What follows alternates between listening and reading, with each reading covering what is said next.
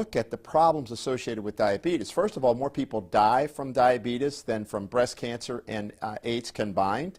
So it's the undiscovered story. People think they can just live with diabetes and, hey, if I take some pills, it straightens out my blood sugar, whereas really what you want to think about as an overall strategy is how you can figure out the problems associated with diabetes if you're someone that has it or has insulin resistance.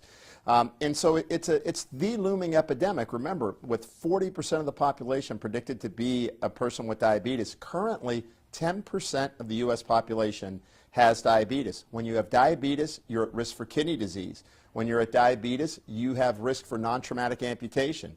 When you're a person with diabetes, non-traumatic blindness. When you're a person with diabetes, the #1 cause of plaquing your blood vessels is postprandial hyperglycemia. So when your blood sugar goes up too much, you plaque your arteries more because it stimulates inflammation.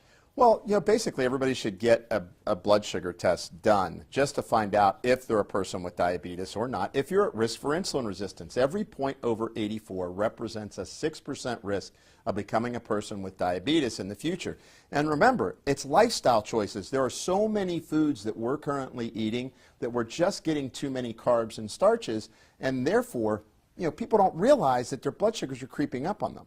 Well, this is a big area because people think, hey, I'm going to eat oatmeal for breakfast. And when you eat oatmeal for breakfast, this has brown sugar in it.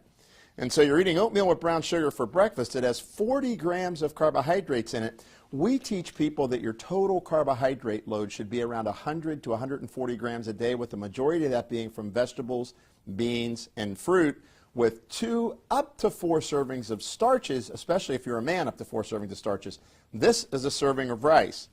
People think of a serving of rice when they get, their Chinese, that the whole vat of rice is their serving. And that is an actual serving of rice. This is a serving of granola. Now, what's a strategy to help manage carbohydrates? Now, it's interesting. A dietary supplement from white bean extract called Phase 2. This is interesting because the FDA has actually allowed a claim for weight control and management of carbohydrates. And what this does, which is very rare for the dietary supplement category, what this particular agent does is it blocks the absorption of carbohydrates. So you get about 60% of your carbohydrate burden blunted.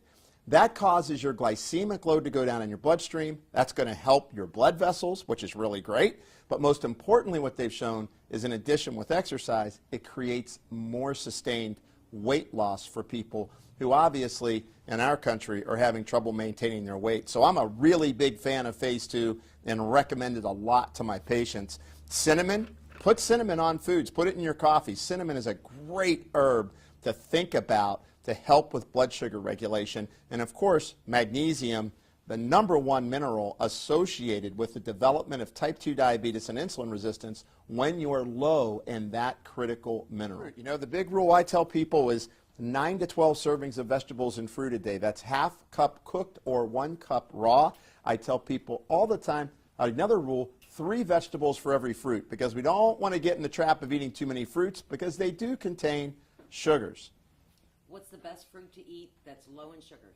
Well, I love recommending berries to people. A green banana actually has resistant starch in it, so you don't digest all the starch, which is actually healthy for your beneficial flora in your gut. So that's a great strategy. And then things like apples are very good as well. Stay away from dried fruits like raisins. Watch eating too much pineapple. Look at your serving size before you go and chow down on a half of a pineapple.